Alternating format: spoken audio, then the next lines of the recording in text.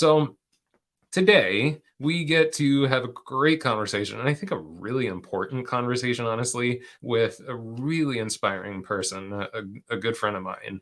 And, this is a great story of how social connects us. Because Jay and I, we weren't homies before social, and we just happened to banter a little bit back and forth on some comments, and it just spawned this incredible relationship. Next thing we know, we're actually also working with some similar people, and he's a fellow whiskey lover. But here's what's really cool about Jay is he has worked with thousands of hairdressers at this point, not just about their business, but about the psychology of our business, the psychology of ourselves, and the psychology of our clients. So please, in the chat, let's give a big Sambia welcome, everyone, to Jay Williams.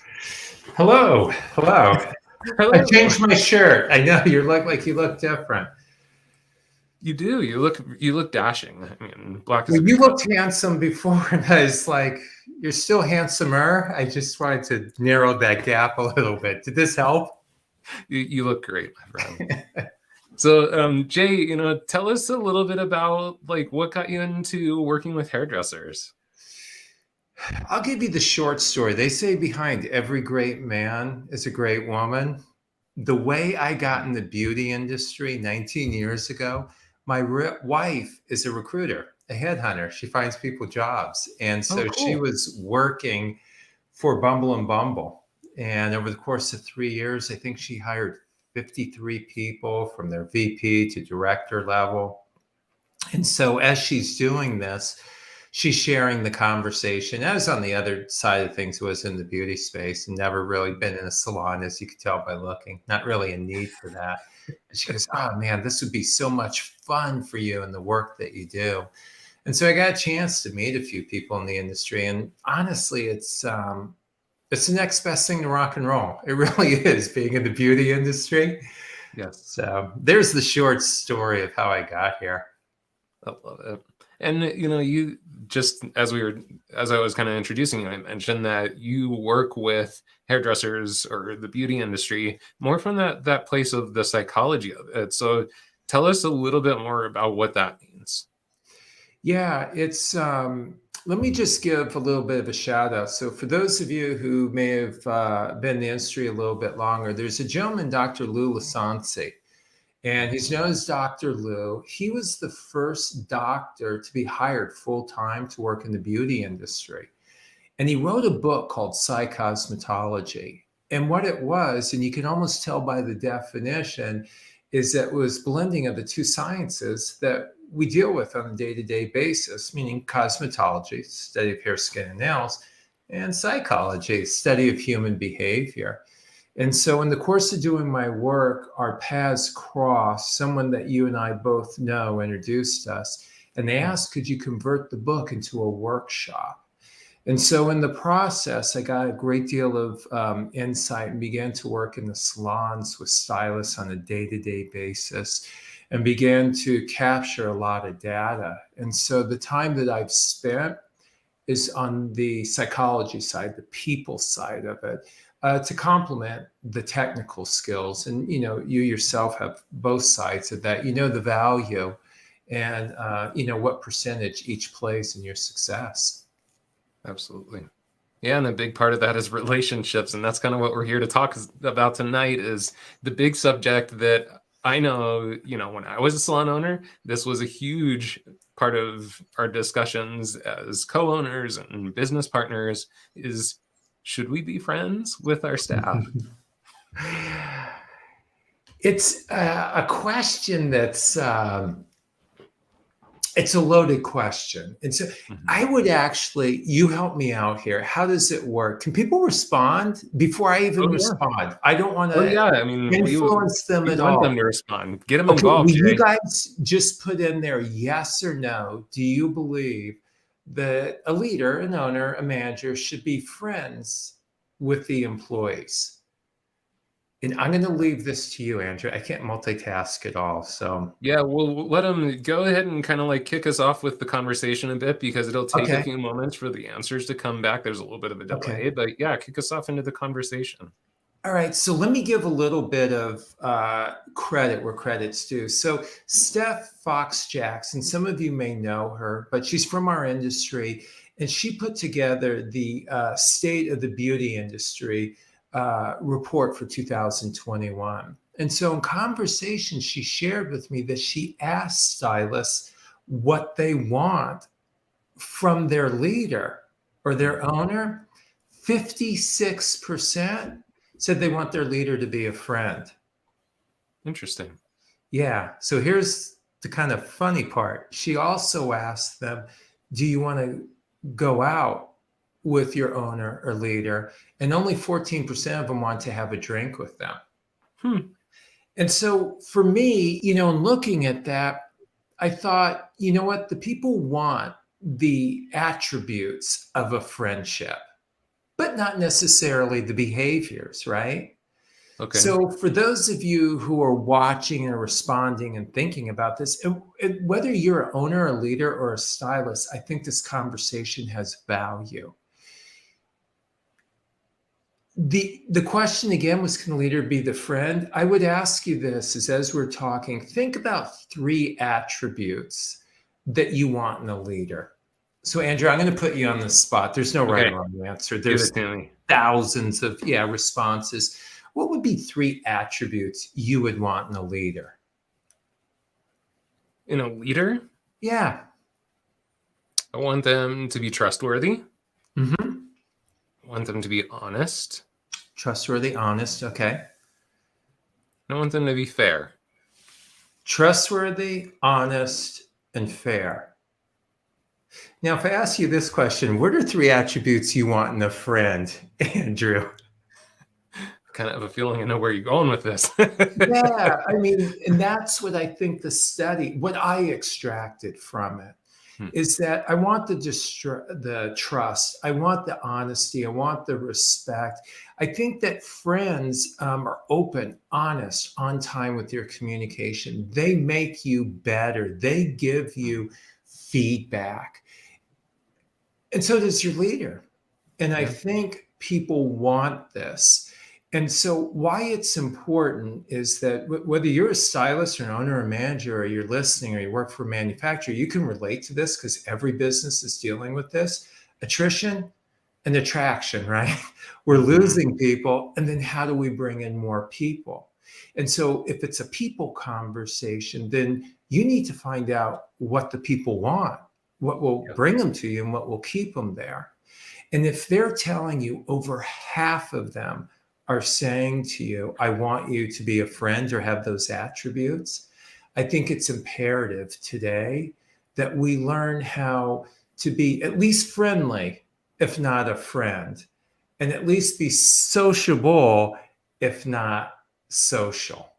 So Yeah. I'll pause there. If you're getting comments, we can throw those in Yeah, I same think this time. is fantastic because there's there's very few there's very few answers that are black and white here. You Mhm. know, Wendy said maybe when they get older. Shirley Nelson said friends with staff. There's kind of like that face. Anastasia's saying nope. Katie thinks I says I do. Uh, BB Gaines, you said thanks for going live. Of course, all the time. We're always here for you. But Jessica said hard to be friends at first, then get promoted to manager. That's a great thing that we should definitely kind of talk about. Stephanie says, as long as you are great with boundaries, I believe it's okay to be friends. Love that, Stephanie. And Wendy also said, friends for now, and then they have to take their own path. So, yeah, it sounds like it's not as clear as just and I think that you kind of put it in great perspective. It's not as clear as, well, should we or should we not be? Yes or no? Because I think what you're sharing with us is we have to take a little step deeper into that question, which is, well, what do we mean by friend? Right? Yeah, and when you say what do you mean by friend, I bet we could poll this entire group and we could potentially have 30 to 40 different definitions. And so I think what's imperative if you're a leader, and by the way, if you're not a leader, you're part of a team. I think for the culture now, It's going to be a multi-pronged approach. I do not believe a leader all by themselves can shoulder this responsibility of building this connectivity and this collaboration in this community, because unequivocally, people want that in the work culture. Listen to this. I just found this. I was doing some research. 75% of employees consider their direct manager to be the worst part of their job. Yeah, 75%. This, by the way, was done. They surveyed 320 managers between North America and Europe. So it was about 5,306 people. 75%. Listen to this. 65% of employees would rather have a new manager than a pay raise. Wow. Yeah, it's insightful that we find out what people want, because I think the tendency is, well, can we give them more of a commission, or can we pay them more? So these are some of the common default. And yet we still lose people. I've spoken to so many people, Andrew, who said, you know what? I gave people a raise and then they left a week or two later. And so I share this with you because I think that leadership and culture has to evolve. And the evolution is that we are constantly evolving, because what's true today, I mean, we've seen our world over the last 24 months, is not true tomorrow necessarily. Mm-hmm. And so today, if it's about attrition and attraction, and that's about people, now we got to find out what the people want, and they want a friendship. To your point, how do you define a friendship? And so in Steph's research, what she found that was interesting is they didn't want to have a drink with them. They didn't want to go out with them. So they're not talking about the behaviors. Please just use those filters of respect, open, honest, on-time communication, be trustworthy, trust me. And I think your first step is the most important for anyone who's listening. And if you're a stylist and you're on a team and you have a leader, is maybe to share with them, hey, what's important to me is to be a friend. Here's how I define a friendship. And for the owners, if you're listening, to begin to ask the people and have this conversation. Again, this goes back to attrition and attraction, not only of your clients, but of your employees. Mm-hmm. Yeah. And I like this comment from Sharon James. She says, I think so. As a business-minded person, I know that a boss has to be about business, but also be nice. And I think that that's a great distinction, because actually just this morning at my Salon Cadence expert call, it came up about, a situation where this person's not having necessarily a good relationship with some of the people at the salon, where she feels like she can be the manager. And it really came down to that there was too much time being spent as a director and not enough time building relationship and building trust. And I think Sharon kind of hit that. It's like, yes, we have to be about business, but the relationship that we build, we always talk about it with our relationship with clients, right, Jay? That, we hear a lot of different percentages. Some people say, 70% of your retention is how people feel, or the relationship. I've seen it as high as 90% of your retention is your relationship and how you make people feel. And I would think that that's probably kind of what you're sharing with us, is it's kind of the same thing with employees too. If your employees are human beings, Andrew, it is. It's the way that we are wired. I would challenge you. I mean, I think this is the purpose of today, is not to give this theory, but something that translates to an executable strategy. Is the first question is, are you the same person at work and outside of work? So let's just pause there. The challenge can be is if you're two different people and your friends and workers experience you in two different ways. And I think that, for me, and, I think it's probably a byproduct of what we do, is there's something about us that we try to be consistent and be one person. So the values that I use in work, and listen, I have a value of fun. So my business is fun and my personal is fun.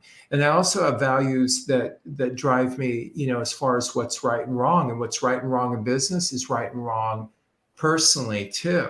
Mm-hmm. And so this now comes on the leaders, that how am I showing up? Are there things that I'm doing that are contradicting or incongruent in one aspect of my life. So I realize we're getting deeper there. No, I love that. I Yes. think that's really key. Win Clayball used to always say, is your on-stage performance the same as your off-stage performance? And I'm so with you, because I think that that's a big part of trust, right? And again, I just take it right back to your first point, which is friendship. It's like, well, in a friendship, if, Jay, you and I are buddies, so if in my dealings with you, I receive you in a certain way and I see you as a certain person, but then I kind of turn around and I get to watch, maybe from the outside, you interacting with another friend, and you're a completely different human being with that person. What happens to my trust level? This is as human beings. So, Amy Cuddy, who's a social psychologist at Harvard, wrote this book. And in her research, she found globally human beings look for two things in every single interaction: trust and respect, regardless of where they're located in the world. So there's some things for people who don't have food, water, and shelter. That's not the primary drivers. But for most of us who are on this call, and I don't want to make light of any situations, but for most people, this is what's driving us in a work environment. And to your point, if I can't trust your character, your intent, your integrity, or your competence, your capabilities, or your results, it will impact our relationship. It will slow things down. And so, as a leader, this is something that you have to consider. And somebody put boundaries, right? And Yeah. my sister's a psychologist. These are her words; they're not mine. But she said, "Good fences make good neighbors," was her saying. And it's about boundaries, right? And you can determine where the fence goes on the property, and you can determine the height of it, and you can determine where the opening is. You can determine the materials, whether it's see-through or you can't, right, see through that. And so I think what's important with human beings and leaders is that we do have these boundaries. That doesn't negate the fact that you could lose trust and respect for somebody if you're not congruent in what you say and do 24/7. That's a human condition. That's true whether you're a stylist or you're owner or manager in the business. Yeah. Shirley has a question here. She says, can you adjust to the person you're with, but still keep those attributes? Shirley, I'm getting excited. This is for people who have this clarity on their values and who they are. They have the ability.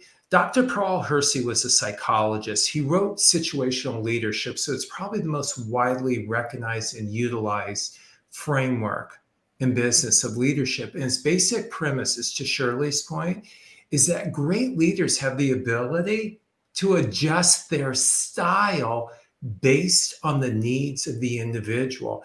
And Shirley, I so love that you use that word style. I would not ask you to adjust your value or your ethics.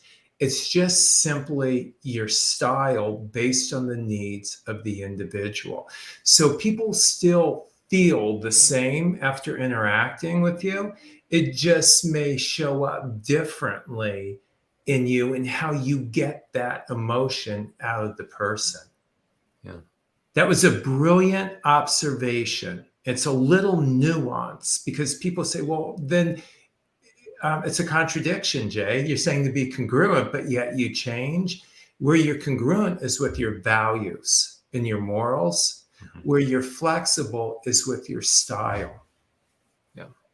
Yeah, and I like that word flexibility and adaptability, because it's not necessarily you're changing who you are. Like, you're still who you are at your core. Just as a silly example, Jay, if you and I are sitting down with a whiskey some night, which I'm sure is going to happen here in the near future. Or morning, Andrew. Or in the morning. But our conversation will probably have a few words in it that I'm probably not as open to use those words here on YouTube and Facebook. that doesn't mean that I'm being inauthentic with you as the audience. It means I am being respectful to the fact that in this arena where we're speaking to, over the course of how many people will rewatch this, it'll be thousands of people that will rewatch this. So I don't know what comfort level they have with the F bomb, Mhm. And so I'm not going to say that word, even if I do say that with my best friend, Yeah. but it's about adapting to comfortability, but that doesn't change my authenticity, right? No, in fact, it deepens it because it's about respect. So people define respect differently. And I'm sure, again, if we ask this question, and that's what I found is that words are words, where there's a disconnect, I think, in our interaction, our communication is how we define words. So I say this kind of tongue in cheek. And by the way, I've been married 32 years and I love my wife, and I hope she feels the same about me. But she's very vocal. She's half Cuban and they're very, very passionate. And so she doesn't call it yelling, but she'll raise her voice, which is yelling to me. It because of the way I grew up, it was disrespectful. But to her, it's open, honest, on time communication. I see her interact with her family.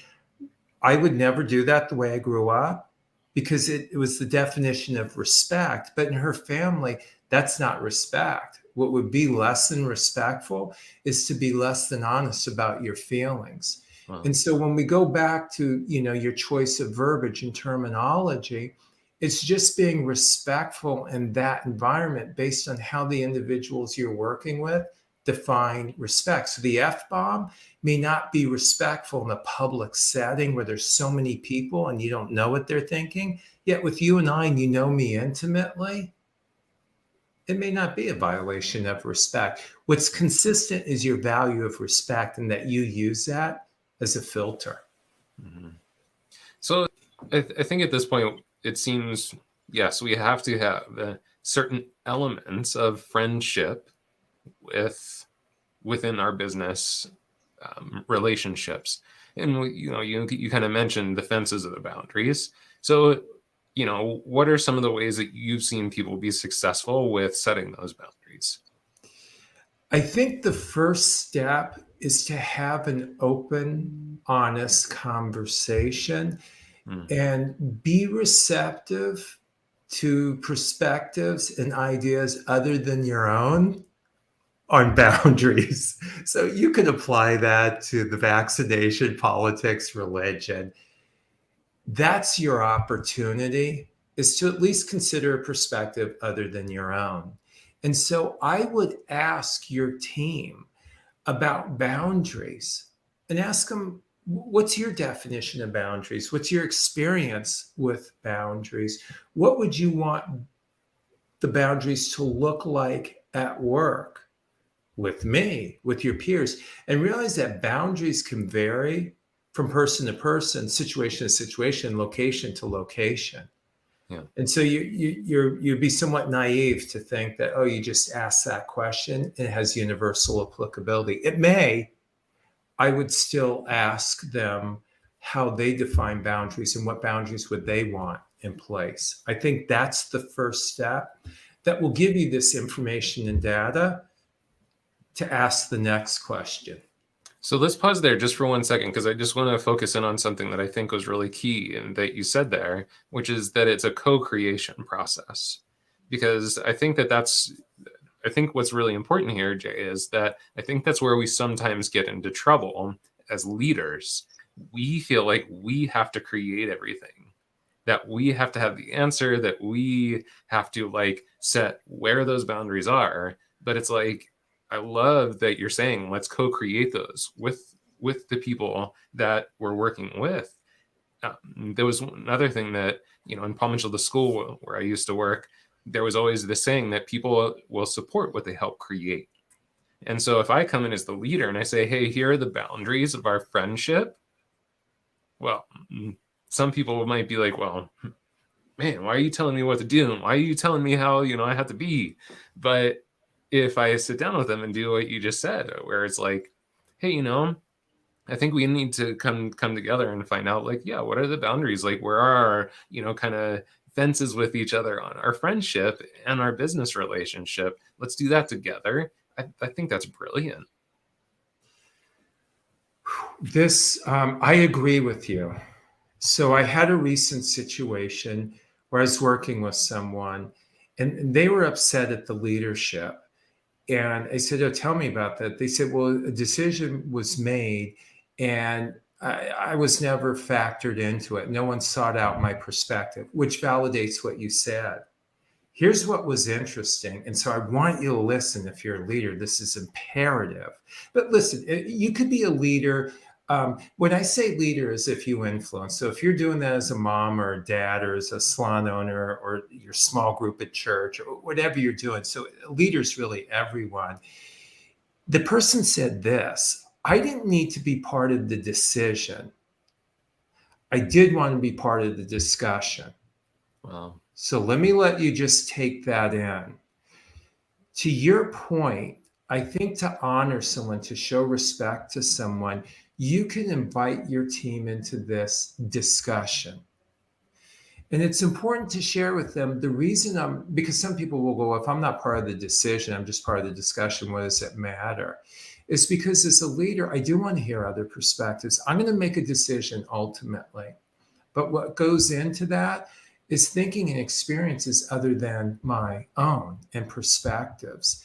And so if you have a team and you're saying, wait a second, Jake, you know what? I want to do this, but their boundary, listen, some people's boundaries, Andrews, are way, way different than mine. I mean, they're open to getting naked in the jacuzzi at a vendor event, right? And so they said, hey, why can't we all be open? So that's the reality. As a leader, if you've owned that business, then you can share with them, I want you guys to be part of the discussions. Studies have validated that over 80% of the people, it's sufficient just to be heard. When I talked to this one person, they said, I didn't have to be part of the decision. I just wanted them to hear my perspective. mm-hmm. What I find when we use the approach you talked about is more often than not, we want the same things, Andrew. And to your point, there is much greater buy-in when it's their idea versus my idea. And I think your approach is so successful because we can get 90% of the way there and be in agreement. Now, there may be a decision, and somebody put a comment in there about maybe it being a little bit different, is that as a leader, where you will make that decision and you can share with the people, I am going to factor in your perspective and I want to be you to be part of the discussion. I just want managing expectations that you may not be part of the ultimate decision. And that's the part where I hope I've earned the trust with you, with my intent and my integrity, my capability and my results, that you will defer to me on this, that this is in the best interest of everyone. So a leader will have to earn that trust so that in that moment, the team goes, listen, you know what? May not agree with you. You haven't steered us wrong to this point. So again, if you're taking notes, the discussion decision process could be different and there could be confusion if they assume that they're going to be a part of the decision. They may not even mean that. What I think, and if you can separate, they go, no, just hear me out. I just want you to hear my perspective. That's awesome. And so I think you were going to share with us, there was kind of a follow-up question, right? Yeah. So if you are asking now about boundaries, and I'm not good at multitasking, so I'm going to rely on you. But I think some of the questions is yeah, I'm tracking with you. What happens if somebody wants a boundary that's not congruent with my values? So if somebody says, I think we should. I think somebody put this. We should be able to use profanity at work, right? And for you, that's a non-negotiable. For whatever reason, you don't feel as though that's something you can do that will show respect or be in keeping with your brand. Mm-hmm. Then you ask them, what is a way that we could create a boundary that works for both of us in this situation? And it's a loaded question. I don't I ask questions, and I think somebody put this, which is really brilliant there about gaining buy-in, because I ask questions. I want to know what you know. I want to know what you're thinking. And I want to know what you feel before I respond. So if you're a leader and you've ever said anything, oh, I wish I hadn't said that, this will help you. Ask questions and keep asking questions so that you know what they know, you know what they think, and you know what they feel. I believe if you're proficient in your communication skills as a leader, and it takes some humility, you know why? Because sometimes you do know the answer. Mm-hmm. Even when you do, to ask that question to help them discover what they already know. And so if you get to the point with the profanity and you ask them, if we did incorporate that into the environment, we decide that there wasn't a consequence to that, what's the downside to that?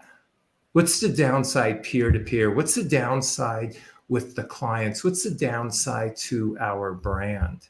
Yeah, love that. Because again, it keeps coming back to like, hey, I'm going to keep you as part of this discussion. I'm going to keep you as part of this discussion. And I do think that, especially when those certain buttons get pressed, right? Like those things that are really important to us. And I can definitely look back on my days of salon ownership, salon management, where someone comes in and they kind of push a button that to you, you're kind of like, what? Like, this is way over here. Like, I'm a way over here and you're way over here.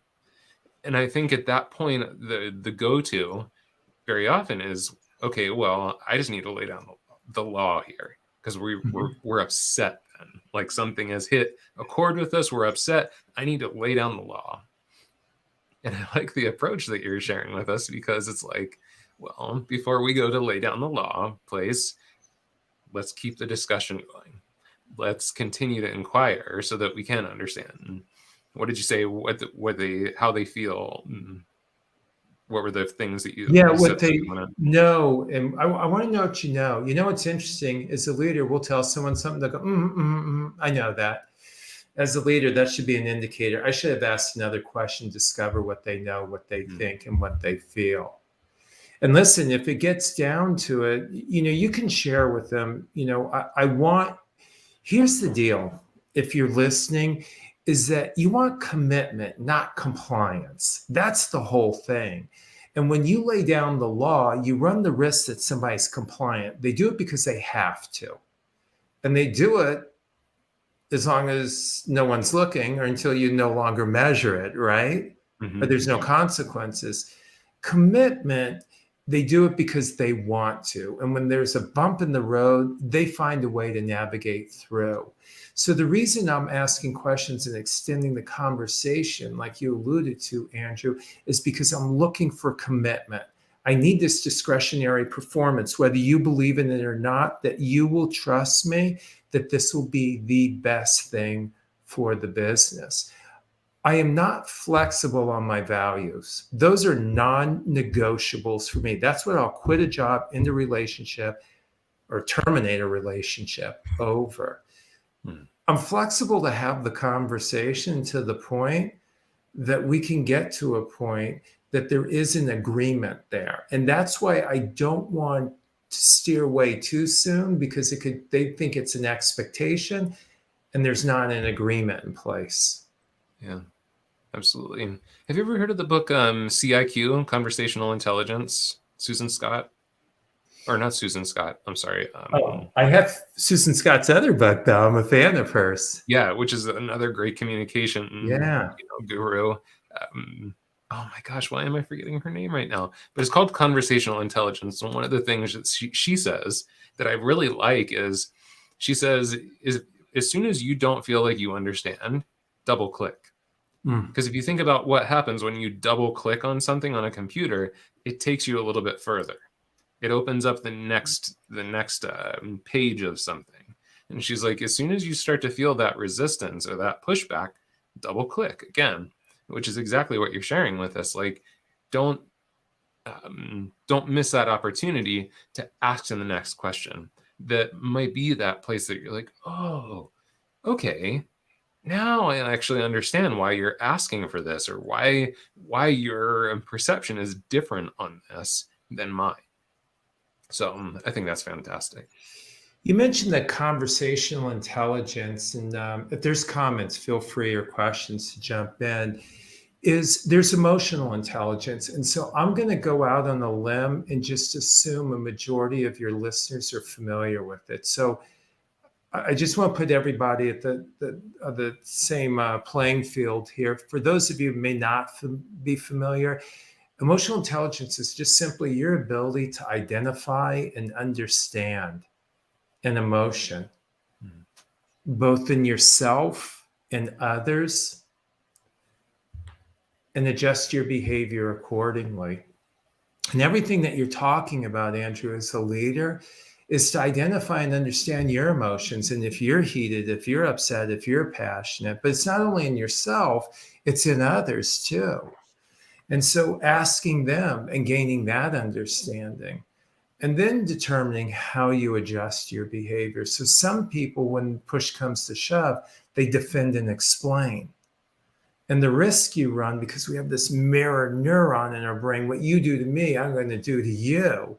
And so I'm going to defend and explain. So it sounds like you're the worst boss ever. And then I defend and explain. I go, well, I'm not. You should have seen the boss I used to work for. And then they're like, well, you should see my friend's boss, right? It goes back and forth. Someone with a high emotional intelligence, instead of defending and explaining, will acknowledge and question. And so, hey, if you get back to the profanity, and I just want to stick to one example just to keep it clean, is that, I'd ask someone, I said, listen, it sounds like that's part of how you express yourself. Tell me about a time that it's worked well for you. And they go, well, it's my whole life. I said, I'd be interested, because this is what I'm trying to factor in, of when it may have worked against you. But again, I'm just asking questions. One, I want to acknowledge, and that's what's important. You don't have to validate that it's right to use profanity, especially if you don't feel it. Acknowledgement is just simply that is part of how you communicate your passion. It's an adjective for you. It sounds like it's worked for you, but where has it worked against you? Because that's really what's in my mind. If it worked for everybody all the time, we wouldn't be having the conversation. I'm worrying about the times it doesn't work. But again, conversational intelligence, emotional intelligence, this is the skill set we need. It's interesting. You think back years ago, what did they say? There were technical skills and soft skills, right? Do you remember that? And somehow it upset me, because the soft skill somehow minimizes it, right?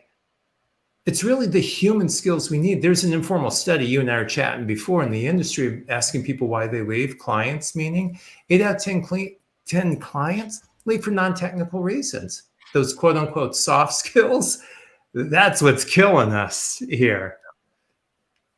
Well, we do have, thank you, Shirley. She said the author, Judith Glaser. Okay. So Sanal asked a great question here. And I think this is something that we can use as kind of an example of maybe an approach that we could take to a conversation like this. What do you do when a stylist tells a newbie stylist, hey, don't go to so-and-so when you need help? So, apparently there is a stylist, maybe a more senior stylist in the salon, that is telling the new kid, like, hey, don't go to them, for help. So this would be a great opportunity. Like, how would we potentially start this conversation so that it's not entering into conflict there? I'll be very direct, because I want to respect the time, is that I would handle this in a one-on-one situation. So for those of you who say, hey, is this a group conversation? Do we do it at a team meeting? I'd encourage you to do it one-on-one. The second step to this is gaining understanding. The most effective communicators communicate from the other person's perspective. The only way that you can do that is to ask questions. So for that one stylist, I would tell them, I notice that you've been good enough to direct the new people to people that can help them grow. I would love to hear what your criteria is, or what your thinking is, when you direct her to that person. Again, I just want to understand their perspective. Mhm. before I begin to judge or before I begin to make a recommendation on that and gain that understanding. So there's so much that could go into this. Now, part of it may be as an owner that you have a different vision for that person, or you don't share your evaluation or perception of the person that they're going to doesn't share in what you want that new person to pick up. And I continue to ask the person, what is it that you love about that person? What is it you think the new person needs? And they go, well, I don't know what they need. I was just sending them to them, right? So it's a different conversation about how you maybe coach someone to identify what's most important to them. But this starts off with a one-on-one. It starts off with a question versus a statement. And it's an open-ended question. It's a question that's to help me understand or tell me about or what is your thinking. It does not start off with why. Why will put people on the defensive. Why did you send them to her? Why didn't you do a consultation? Why Mhm. are you late? Why did you charge only that amount? Put people on the defensive. So one-on-one, open up with the question. I can't take you any further because I have no idea how that person's going to respond. But if you'll be in the mindset, I'm here to help, I'm not here to judge, I just want to understand your perspective.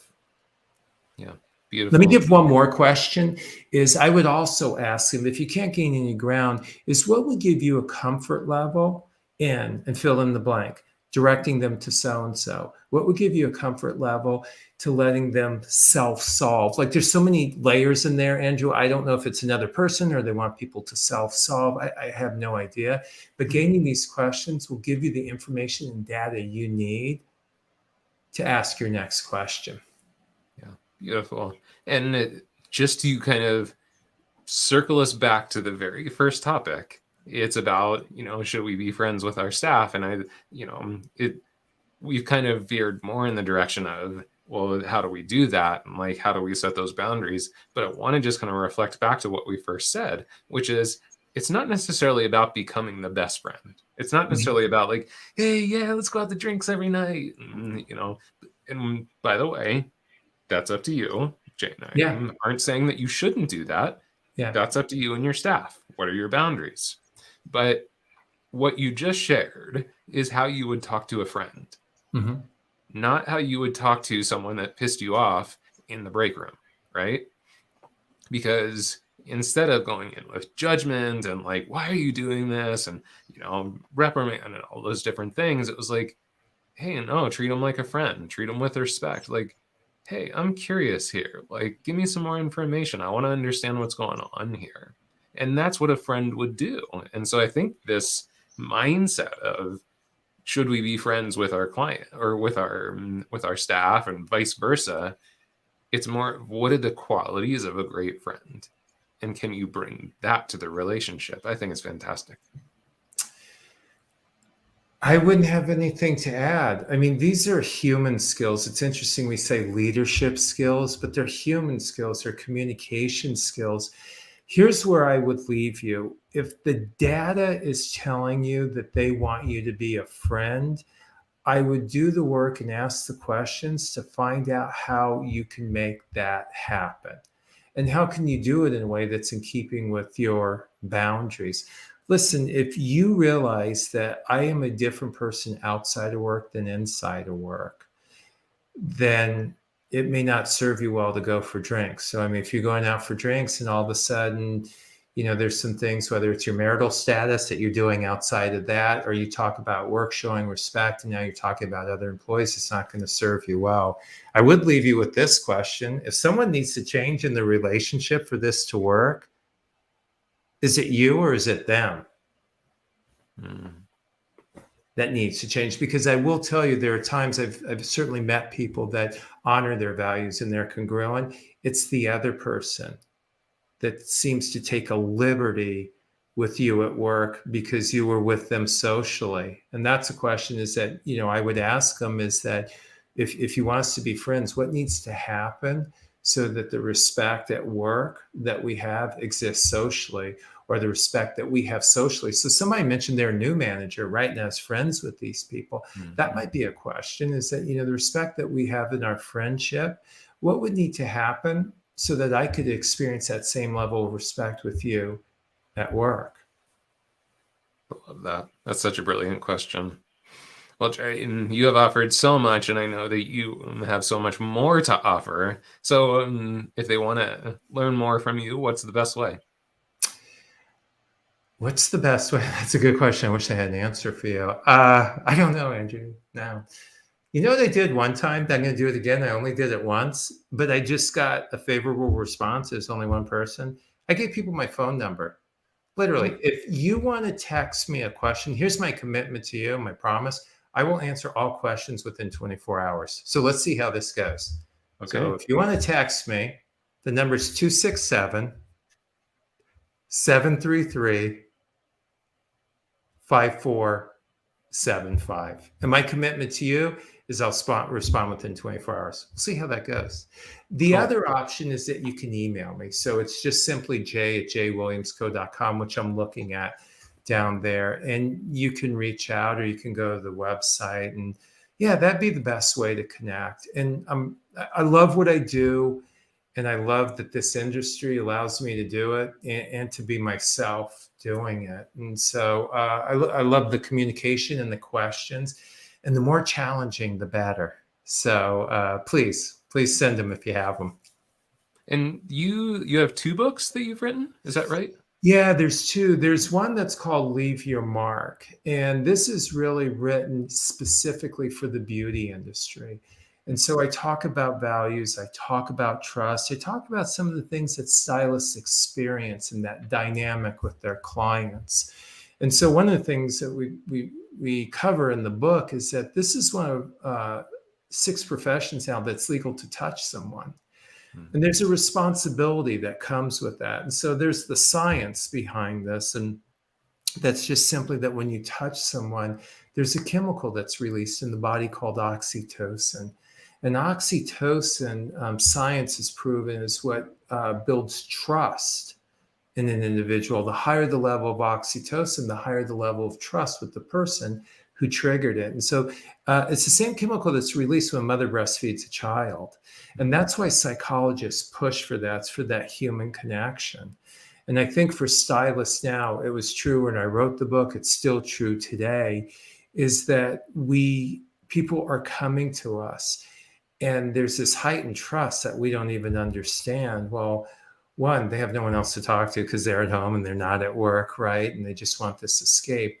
But now when you touch them, whether you hug them or you're massaging their scalp, it's releasing this oxytocin. And so for a stylist who may be an empath, who now takes on the energy and the thinking of the people around them and people sharing, that's the number one thing I hear today is that stylists say, how do I manage my clients' emotions and how do I manage my emotions? And the number one thing I hear from owners is, how do I help my stylists so that what's going on for them personally, whether it's health choices, financial choices, identity choices, we're going through so much.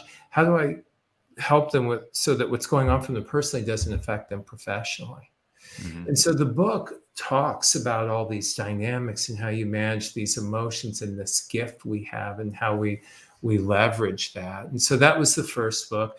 And so the examples all relate to the beauty industry.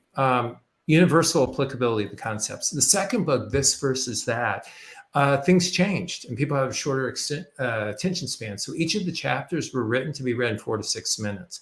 The book's supposed to be a playbook, a conversation starter. So we talk about commitment versus compliance. We talk about management versus leadership. We talk about conversations versus confrontation. The whole book's written like that. So for anybody who wants to enhance communication and connection and collaboration, that was the target audience for this book. Beautiful. And where can they find those? Right now, you can go right to, this is going to surprise everybody, and I'll spell it if you want to, but you can go to Amazon. I know it's Amazon. Yes, they've Yeah. made it incredibly easy for you. So you can go there. If you're not feeling good about that, what I will share with you is that 100% of the profits from both books go towards stopping human trafficking. So there's 3 where we've made a commitment to that goes a little bit deeper than money. One of the ones in the beauty industry is justiceandsoul.org. And so I think some of the listeners are probably familiar with that. So it checked the boxes is that one, our industry is predominantly women. And I think there's a presence and something very unique there. And so that's one reason we did it. And the other is that this industry is filled with people who are empaths and caregivers, and this is a way to give back. So Amazon, and if you're not feeling good about it, 100% of the profits go towards stopping human trafficking. Love that. Well, Jay, thank you so much for spending time with us tonight. This has been such an incredible conversation. Thank you for all these just killer tips that you offered us. I mean, I feel like if you need to rewatch this because there was things I'm sure you missed, you can come back here to the YouTube and Facebook page, because I would definitely need to rewatch this to capture everything that you shared tonight.